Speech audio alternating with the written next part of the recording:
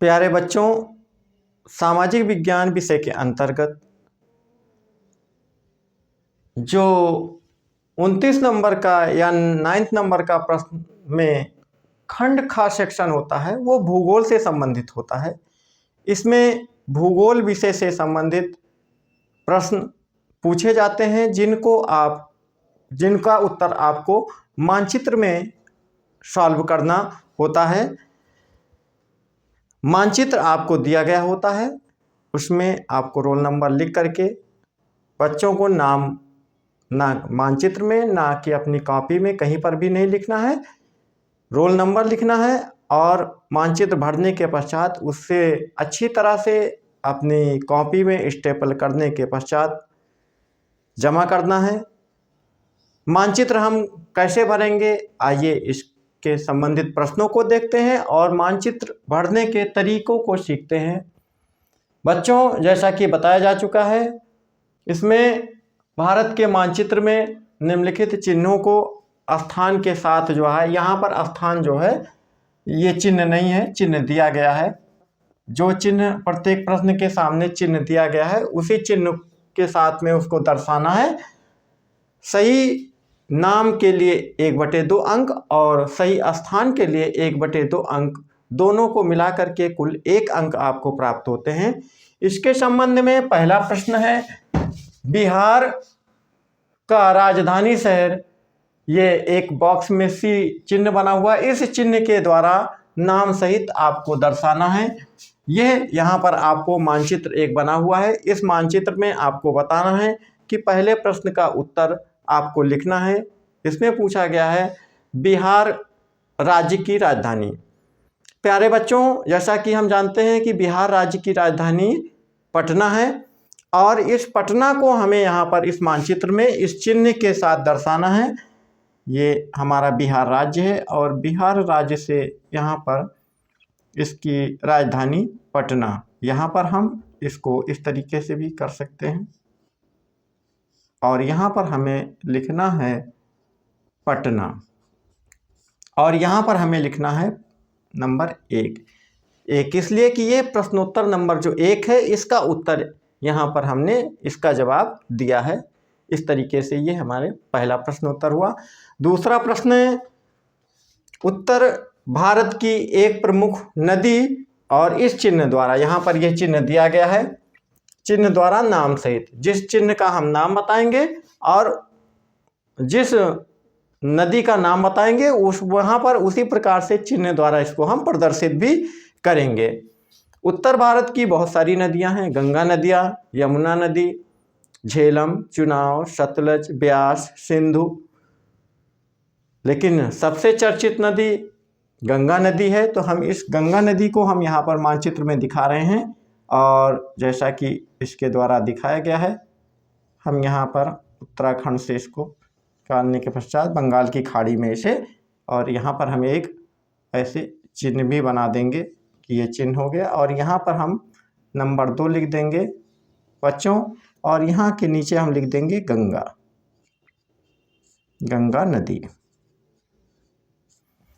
हमारे परीक्षक जो कॉपी चेक करते हैं वो बहुत ही समझदार होते हैं, बच्चों की भावनाओं को समझ लेते हैं। थोड़ा इधर उधर भी हो जाता है तो वो आपको पूरे अंक ही देते हैं, क्योंकि उन्हें पता होता है कि बच्चे ने कोशिश किया है दर्शाने के लिए, काफ़ी हद तक उसे दिया जाता है। बच्चे काफ़ी कंफ्यूज रहते हैं, काफ़ी डरे रहते हैं कि पता नहीं मैं सही लिख पा रहा हूँ कि नहीं, लेकिन जो बच्चे थोड़ा सा भी कोशिश करते हैं उन्हें पूरे अंक दिए जाते हैं। तीसरा प्रश्न है आपका, भारत के किसी एक प्रमुख जूट उत्पादक राज्य का नाम बताना है और वहाँ पर ये चिन्ह दिया गया है बच्चों। इस चिन्ह के द्वारा जो है आपको यहाँ पर जूट उत्पादक राज्यों का, जूट उत्पादन राज्यों के क्षेत्र में प्रमुख अग्रणी राज्य हमारे पश्चिमी बंगाल, बिहार, झारखंड, यहाँ पर जूट, उत्तर प्रदेश में भी कुछ मात्रा में जूट का उत्पादन होता है। तो सबसे ज़्यादा पश्चिमी बंगाल को हम यहाँ पर ले चलते हैं। पश्चिमी बंगाल के क्षेत्र में हम लिख देते हैं, इसका चिन्ह इस प्रकार से बनाया गया है, कुछ इस प्रकार से है। और यहाँ पर हम तीसरे प्रश्न का लिख देते हैं पश्चिमी बंगाल, यहाँ नीचे लिख देते हैं। और यहाँ पर हम चाहें तो लिख सकते हैं पास में जूट उत्पादक राज्य। इस प्रकार से हमारे तीसरे प्रश्न का उत्तर यहाँ पर ये दिया गया है। चौथा प्रश्न है, भारत के किसी एक प्रमुख लौह एवं इस्पात संयंत्र चिन्ह द्वारा। लौह एवं इस्पात संयंत्र एक चिन्ह यहाँ पर इस प्रकार से दिया गया है। इस चिन्ह के माध्यम से हम भारत के में लौह एवं इस्पात उत्पादन का किन राज्यों में होता है। बच्चों, लौह एवं इस्पात उत्पादन में भारत के प्रमुख राज्य बहुत सारे हैं। Tata iron and steel company, Durgapur germs company, Bokaro, इस प्रकार से कंपनियां हैं। सबसे ज़्यादा famous Tata iron and steel company, जो पहले बिहार राज्य में थे, लेकिन अब बिहार और झारखंड का बंटवारा होने के पश्चात ये झारखंड राज्य में है।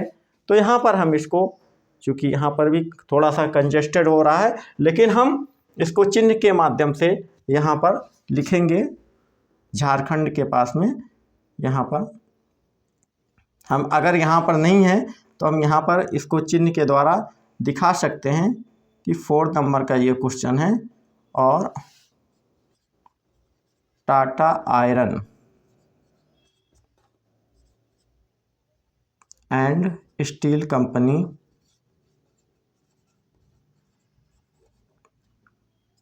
झारखंड।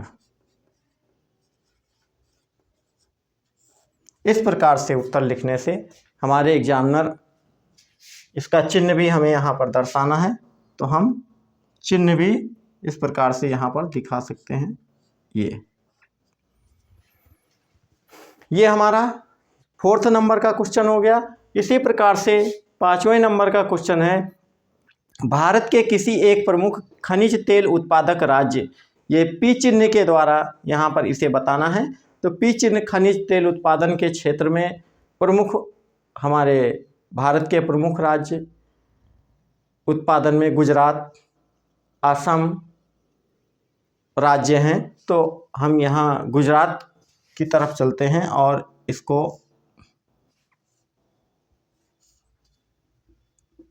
यहाँ पर एक चिन्ह बना देते हैं। और 5 नंबर का क्वेश्चन है ये गुजरात। इस प्रकार से हम यहाँ गुजरात लिख देते हैं। एक बार फिर से देखते हैं। पहला क्वेश्चन का उत्तर पटना, दूसरे का गंगा नदी हो गई, तीसरे का पश्चिमी बंगाल जूट उत्पादन के क्षेत्र में हो गया, चौथा Tata iron and steel company Jharkhand हो गई, और 5वां पेट्रोलियम उत्पादन के क्षेत्र में या खनिज तेल उत्पादन के क्षेत्र में ये हमारा गुजरात हो गया। प्यारे बच्चों, बहुत ही कम मेहनत से आप इस मानचित्र को भर सकते हैं। इसमें किसी भी प्रकार का रटना नहीं है, केवल समझना है। मानचित्र को आपके अभी एग्ज़ाम होने में काफ़ी टाइम है, कम से कम एक बार प्रतिदिन अभ्यास जरूर करें और कमेंट बॉक्स में बताएं बच्चों कि मध्य प्रदेश राज्य की राजधानी क्या होगी।